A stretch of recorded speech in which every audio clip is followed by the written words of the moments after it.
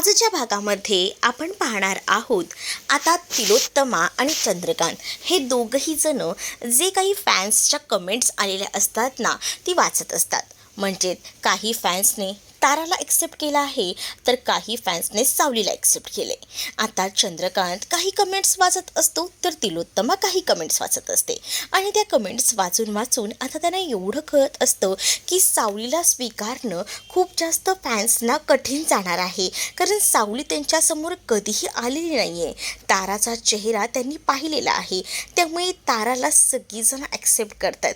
आता खूप जास्त अवघड होऊन बसलेलं आहे या गोष्टीच आता ते बोलत असतात. आणि त्याच वेळेला आता मोबाईलमधले ते कमेंट्स वाचत असताना आता एकमेकांमध्ये यांच्या मात्र गप्पा सुरू असतात. तर त्यांच्यासोबत अमृता देखील असते. अमृताही आता त्यांच्याबरोबर असताना त्यांना म्हणत असते की पण सावलीला आता कळायला हवं की तिने पुढे काय केलं पाहिजे ते. म्हणजे सावलीने हार मानायला नको. एवढं छान ती गाणं गाते, तेवढ्यातच नाही आता ह्या सगळ्यावर सोल्युशन सारंगने काढून आणलेलं असतं. सारंग आणि सावली तिलोत्तमाच्या रूममध्ये येतात. सारंग सांगू लागतो की यावर मी सोल्युशन काढलं आहे, ते म्हणजे एकदम बेस्ट. आता मी ठरवलं आहे की एका चॅनलवाल्या मुलीला बोलवलं आहे, जिचं नाव जयंती आहे.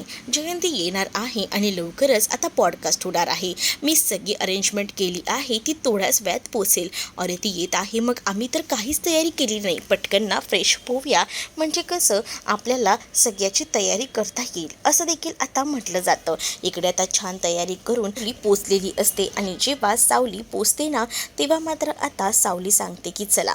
आता सावलीची आणि त्यासोबत बाकी घरात इतरांची सुद्धा सारंग ओळख करून देतो जयंतीची. आणि जयंतीला सुद्धा सांगतो की तुझंही खूप मोठं पॉडकास्ट चॅनल आहे, त्याबद्दल मी ह्यांच्याशी सुद्धा बोललेलो आहे.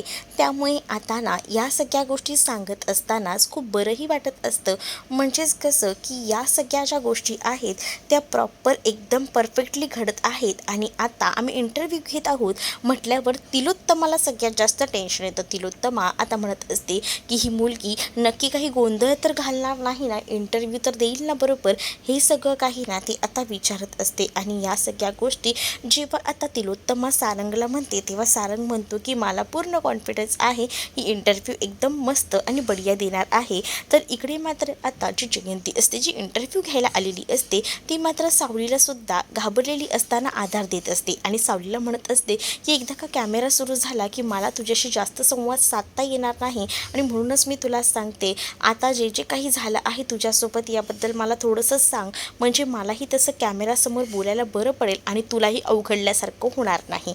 आणि म्हणजे हे सगळं कसं झालं, तुझ्यासोबत काय घडलं होतं आणि या सगळ्या गोष्टींबद्दल तिला विचारलं जातं. त्यावेळेला सावली अगदी दिलखुलासपणे सांगू लागते, कारण आता सावली पूर्ण ह्या सगळ्याच्या प्रेशरमधून फ्री झालेली असते, अगदीच उडतापंची झालेली असते आणि त्यामुळेच तिला आता या सगळ्या गोष्टी सांगाव्या लागणार असतात. आता इकडे लवकरच इंटरव्ह्यू सुरू होणार असतो.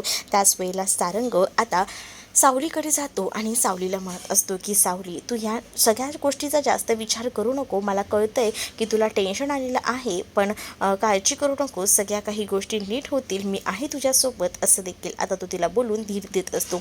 तेव्हा कुठे जाऊन तिलाही बरं वाटतं. तर सावली आता इंटरव्ह्यूसाठी तयार असते. आता सावलीचा इंटरव्ह्यू चालू होतो, म्हणजेच हा पॉडकास्ट असतो आणि हा पॉडकास्ट चॅनलवर पब्लिश होणार असतो, जेणेकरून सावलीची ओळख सगळ्या जगासमोर यावी असंच सारंगला वाटत असतं. आणि म्हणून सारंगने हा पॉडकास्ट अरेंज केलेला असतो आणि जयंती आता येऊन सगळ्यांना सांगत असते, म्हणजेच त्यांच्या कॅमेरामध्ये आता हा सगळा काही प्रोग्राम रेकॉर्ड होत असतो. जयंती म्हणत असते की आज आपण भेटणार आहोत ती म्हणजे स्पेशल गायिका सावलीला, जिची ओळख आतापर्यंत लपली गेली होती, पण तिची ओळख खऱ्या अर्थाने आता सगळ्यांसमोर आली आहे आणि तिच्याबरोबरच आज आपण खास बातचीत करणार आहोत असं देखील म्हटलं जातं.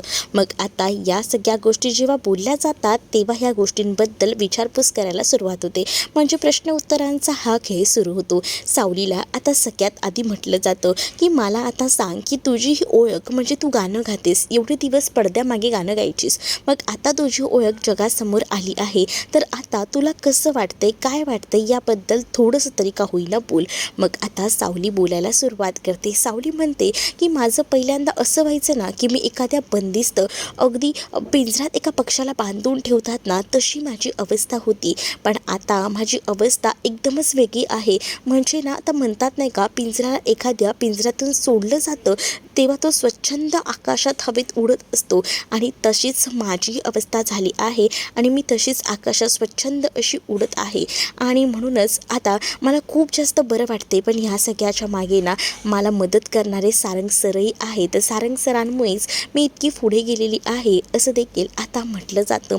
या सगळ्या गोष्टी जेव्हा बोलल्या जातात तेव्हा मात्र आता तिला हेही विचारलं जातं की नेमका भूतकाळामध्ये काय काय घडलं होतं, कशा पद्धतीने ॲग्रीमेंट केलं गेलेलं होतं याबद्दलही सांग. मग सावली सगळा भूतकाळ आता ती उभा करते. म्हणजे ती म्हणत असते की त्या दिवशी हा भूतकाळ सांगितला गेला होता, पण आता तुमच्या या चॅनलद्वारे सगळ्यांपर्यंत समजायला हवं म्हणून हा भूतकाळ मी पुन्हा सांगते. मग आता सावली तिचा जो भूतकाळ घडून गेलेला आहे याबद्दल सुद्धा पुन्हा एकदा सांगू लागते. आणि त्याच वेळेला आता ती भूतकाळ सांगत असताना खूप जास्त भावुकही होते.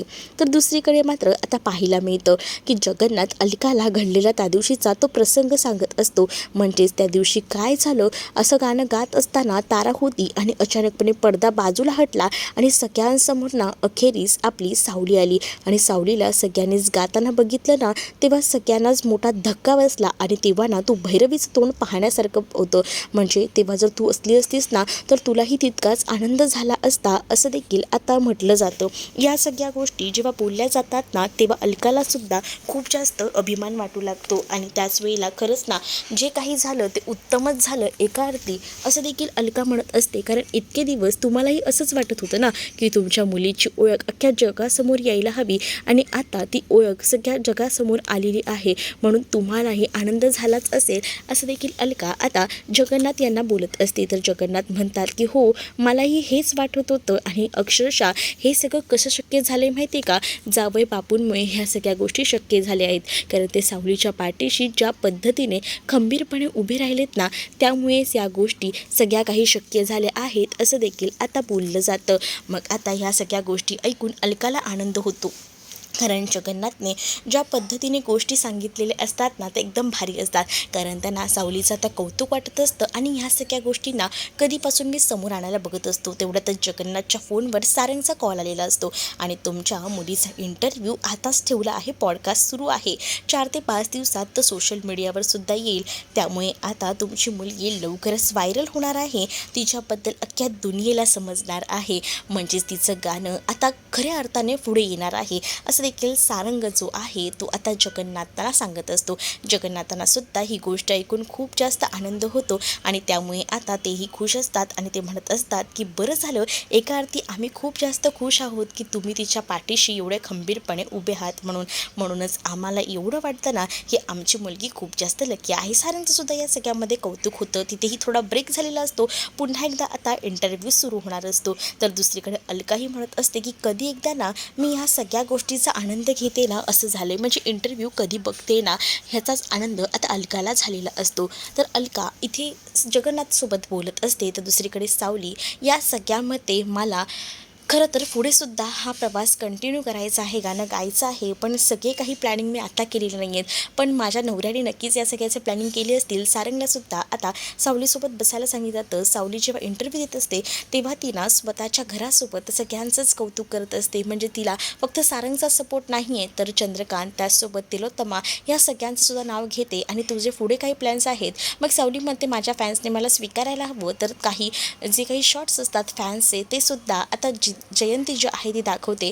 आणि जयंती जेव्हा ते फॅनचे शॉट दाखवते तेव्हा खऱ्या अर्थाने खूप जास्त आनंद इथे मात्र सावलीला होतो. आणि सावलीच्या अंगात जवळजवळ 10-3चं बळच येतं. आणि तिला वाटू लागतं की नाही, खरंच आपणही हे गाणं गायला हवं आणि ते जगासमोर येईल. सारंगनेही सुद्धा काही खूप प्लॅनिंग केलेले असतात. आणि ती आता तो सांगू लागतो की हळूहळू ते सगळे प्लॅन्स मी तुम्हाला सगळ्यांसमोर आणेन, पण तोपर्यंत तुम्ही सावलीला साथ देत राहा असं देखील आता तो त्या कॅमेऱ्यासमोर बघून बोलत असतो. तर तुम्हाला हा भाग कसा वाटला हे नक्कीच मला कमेंटमध्ये सांगा आणि अशाच नवनवीन भागांसाठी आपल्या चॅनललाही सबस्क्राईब नक्कीच करा. चला तर मग भेटूया पुढच्या भागामध्ये. तोपर्यंत टाटा बाय. व्हिडिओ आवडला असेल तर व्हिडिओला लाईक करा आणि चॅनलला सबस्क्राईब करायला विसरू नका.